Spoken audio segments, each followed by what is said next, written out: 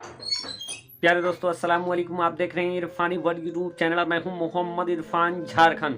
दोस्तों, इस समय पूरा हिंदुस्तान सदमे में भरा पड़ा है। पूरे हिंदुस्तान के अंदर शोक की लहर दौड़ गई है।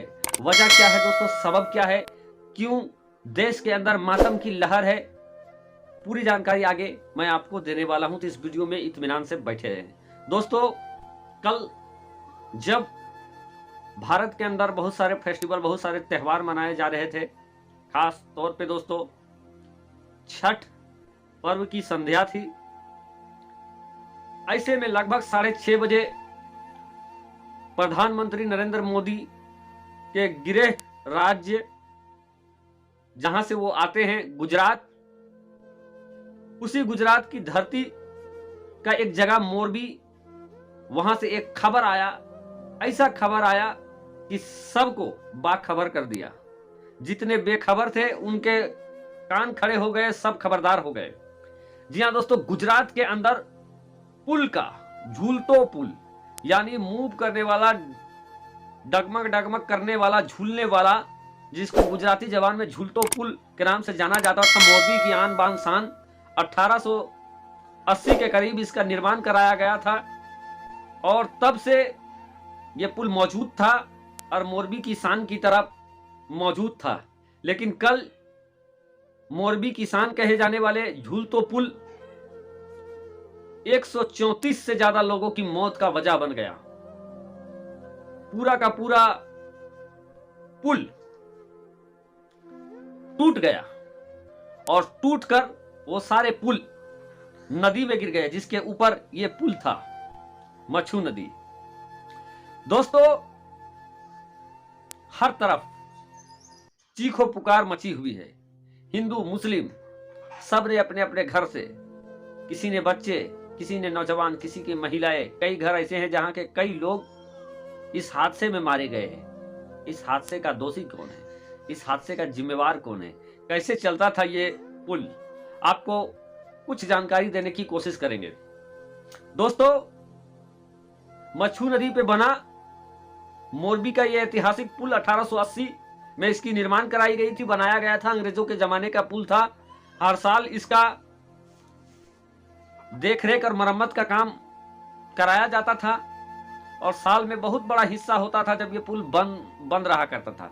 इस बार भी दोस्तों लगभग 6 महीने से यह पुल बंद पड़ा हुआ था। इसका रिपेयरिंग का काम चल रहा था और लगभग 2 करोड़ रुपए से इसका रिपेयरिंग का काम कराया गया था। और 6 महीने के बाद लगभग 5 दिन पहले ही ये पुल खोला गया। और ये जो पुल है दोस्तों, ये पुल कोई फ्री में यहां पे लोग नहीं जाते थे, बल्कि इस पुल में जाने के लिए लगभग 17 रुपये का टिकट कटाना पड़ता था। इस पुल की कैपेसिटी जो बताया जाता है वो लगभग 100 लोगों की थी, 100 लोगों की कैपेसिटी थी। लेकिन दोस्तों, जिस समय यहां पर हादसा हुआ उस समय लगभग 400 से 500 लोगों की मौजूद होने का दावा किया जाता है। अब दोस्तों, जहां एक पुल जिसकी कैपेसिटी 100 लोगों की है, जहां जाने के लिए टिकट काटा जाता है, 17 रुपया का टिकट लेना पड़ता है। यानी आप समझिए कि जितने लोग इस हादसे में मारे गए, उन्होंने 17 रुपये के टिकट लेकर मौत को अपने गले से लगा लिया और 17 रुपये का टिकट देकर लोग मौत से जाकर गले मिल गए। दोस्तों, अब लोग सवाल ये कर रहे हैं कि जो नगर निगम है, जिससे सवाल पूछा जा रहा है, वो ये कह रही है कि हमसे क्लियर ये फिटनेस सर्टिफिकेट नहीं लिया गया। तो लोग ये सवाल कर रहे हैं, हम भी ये सवाल कर रहे हैं कि अगर मोरबी की, जिसकी शान कहा जाता है मोरबी को, वो इतना बड़ा पुल कहीं ढका छुपा तो नहीं है, इतनी सीधी नहीं है कि कहीं कोई खोल दे, किसी को पता ना चले। मोरबी का पुल, झूलतो पुल 5 दिन पहले खुला और 5 दिन से वहां पर लोग, पर्यटक आ रहे थे, घूमने वाले सैलानी आ रहे थे। क्या नगर निगम को इसकी पता नहीं थी? और पता नहीं थी तो क्या आपको सिर्फ कुर्सी तोड़ने के लिए पेमेंट मिलता है? इतना बड़ा, अगर आप वक्त से पहले अगर इसकी जांच करते, अगर रोकते, अगर फिटनेस नहीं दिया था तो अगर उस पर मना कर देते कि बगैर फिटनेस के क्लियरिफिकेशन के इसको खोलने की हम इजाजत नहीं देंगे, तो शायद ये काम आज नहीं होता। तो यहां पर दोस्तों जहां नगर निगम के लोग, प्रशासन के लोग पल्ला झाड़ रहे हैं, तो लोग उनके पल्ला झाड़ने से संतुष्ट नहीं हैं। वहीं दोस्तों, एक कंपनी के द्वारा इस पुल का देखरेख और टिकट का काम कराया जाता था। उस कंपनी पर भी लोग सवाल पूछ रहे हैं कि जब 100 लोगों का ही वहां पर जाने की कैपेसिटी था, तो आपने 400-500 टिकट क्यों काटे? और जब 400-500 टिकट अगर आप काटे, तो उन लोगों को वहां जाने क्यों दिया?